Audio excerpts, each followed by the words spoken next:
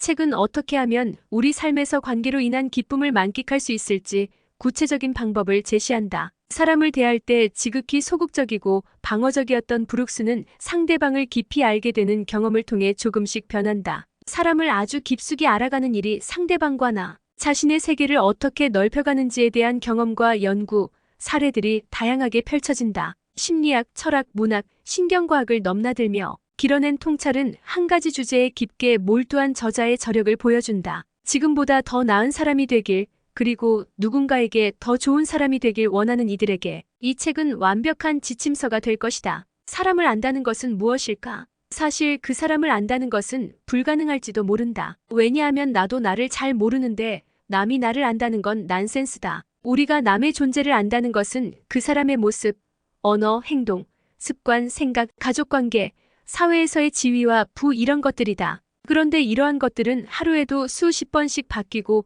이상행동을 하며 기준도 천차만별이면서 생각만도 한 사람이 하루에 5만 가지를 한다고 하는데 어떻게 특정할 수 있겠는가? 우리가 안다는 것은 지극히 일부분이다. 하지만 사람을 알아야 사귀고 비즈니스도 하고 관계를 할 수 있게 된다. 인생이 워낙 짧다 보니 일부분이나마 그 사람의 행동, 생각, 외면적인 것들이 그 사람으로 특정되고 안다고 하면서 같이 하게 된다. 사람을 안다는 것은 사람들과의 관계, 사람 다루는 법, 사람이 전부라는 뜻, 그리고 좋은 사람들에 대한 이해를 포함합니다. 사람과의 관계는 기본적으로 신뢰를 바탕으로 합니다. 믿음직하지 않으면 쓰지 말고 쓰려고 했으면 믿고 맡겨야 한다는 것입니다. 사람을 잘 다루는 방법은 이런 이해를 바탕으로 한 사람이 그가 가진 능력을 선한 방법으로 최대한 발휘하게 하는 것입니다. 또한 사람을 안다는 것은 그 사람의 모습, 언어, 행동, 습관, 생각, 가족관계, 사회에서의 지위와 부 이런 것들을 이해하는 것을 의미합니다. 이러한 이해는 사람들과의 관계를 형성하고 유지하는 데 중요한 역할을 합니다. 사람의 내면에는 무엇이 담겨 있을까요?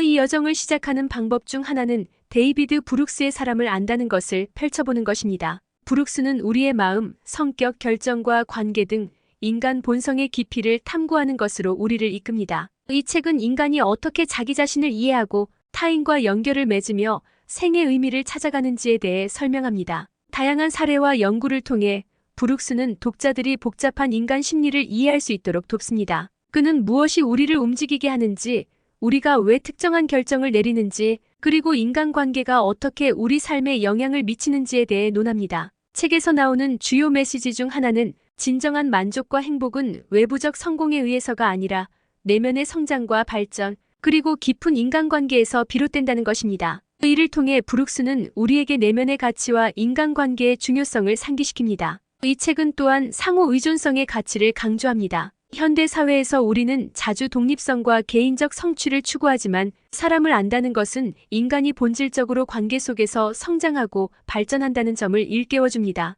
이러한 깨달음을 통해 독자들은 자신의 삶에서 내면의 성장을 추구하고 인간관계를 더 소중히 여기는 방법에 대해 생각해 볼 수 있습니다. 자, 이제 책 속으로 들어갈까요? 1부. 어떻게 더 나은 사람이 될 수 있을까? 1장. 한 사람을 진심으로 바라보는 일. 2장. 당신은 사랑하는 사람에 대해 무엇을 아는가? 3장. 다른 사람을 대하는 방식이 나를 결정한다. 4장. 누군가와 깊이 연결된 순간의 기쁨에 대하여.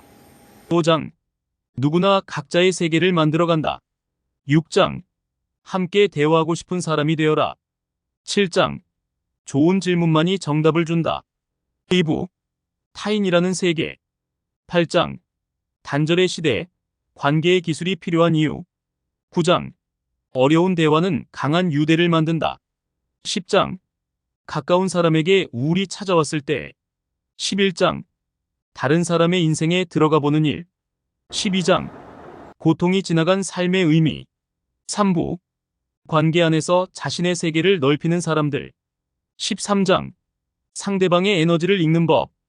14장. 모든 사람은 각자의 과제를 마주하고 있다. 15장. 살아온 이야기를 나눌 때 달라지는 것들. 16장. 우리는 언제나 사람에게서 답을 찾는다. 17장. 지혜는 어디에서 오는가? 15년 전쯤 어느 날이었다.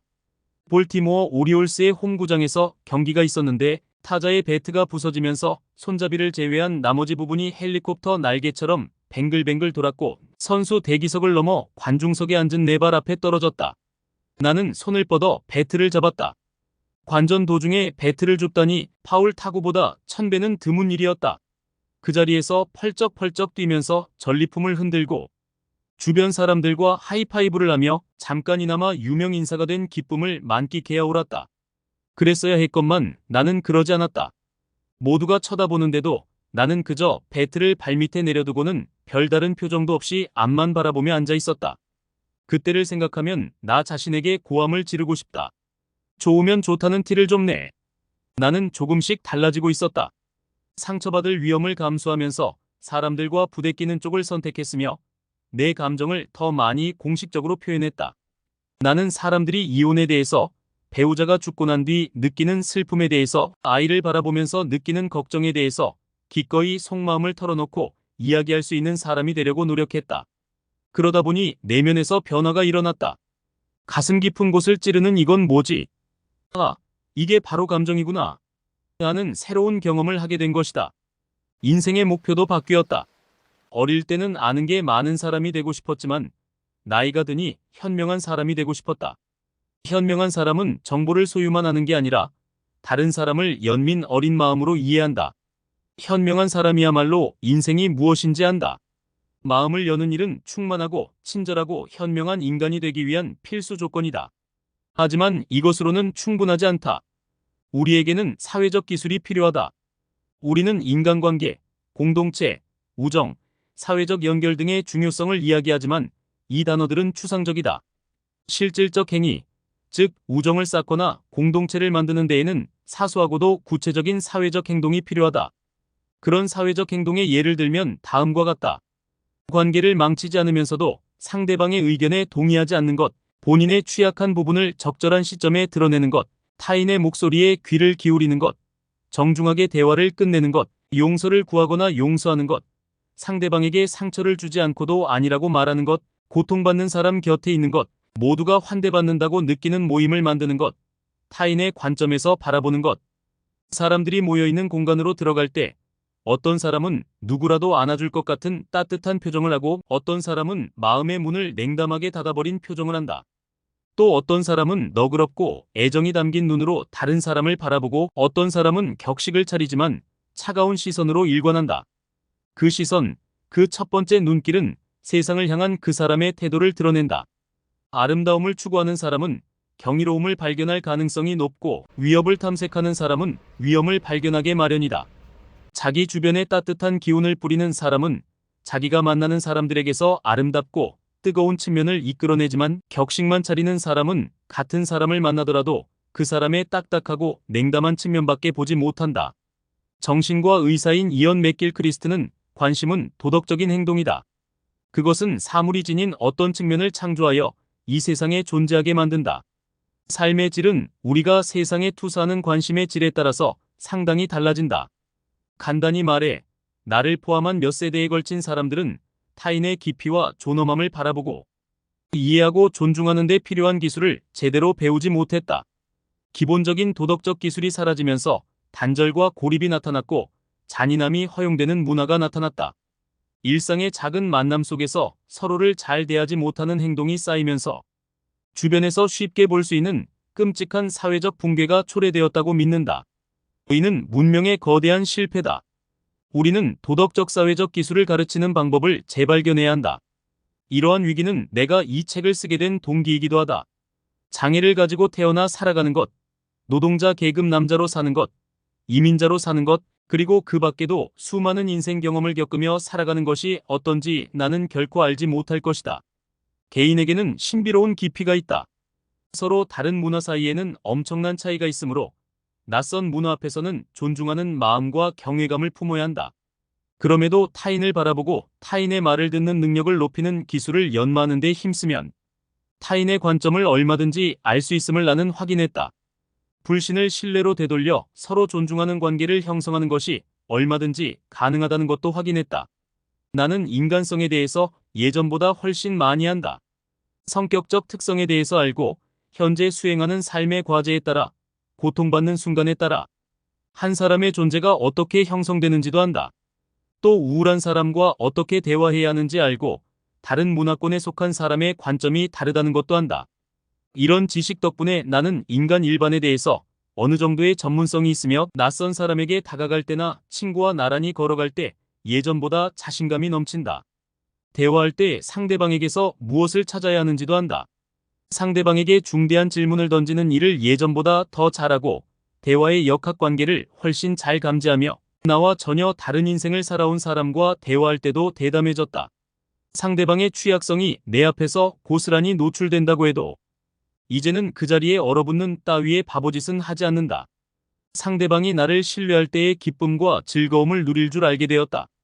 이제 서평을 보겠습니다. 사람을 안다는 것은 세계적 베스트셀러 두 번째 산과 인간의 품격 그리고 뉴욕타임스 칼럼을 통해 꾸준하게 공동체와 인간성의 회복, 연결과 유대의 중요성에 관해 이야기해온 작가 데이비드 브룩스의 새로운 발견을 담은 책이다. 사람을 만날 때 지극히 소극적이고 방어적이었던 브룩스는 타인에게 마음을 열고 다가서기로 마음먹으면서 누군가를 정확하게 바라보는 일의 중요성을 깨닫는다. 그리고 상처를 받을지언정 사람들 사이에서 부대껴보기로 결심한다. 이 책은 브룩스가 사람들 속으로 들어가기로 결심한 이후 4년간 사람을 아는 일이라는 한 가지 주제를 깊숙이 파고든 결과의 기록이다. 심리학, 문학, 철학, 신경과학을 넘나드는 다채로운 인용과 연구, 사례 등이 한 가지 주제를 향해 밀도 있게 펼쳐진다. 어릴 때는 아는 게 많은 사람이 되고 싶었지만 나이가 드니 현명한 사람이 되고 싶었다. 좀 더 나은 사람이 되고 싶은 이들을 위한 지침서. 우리는 다른 사람의 마음을 잘 알지 못한다.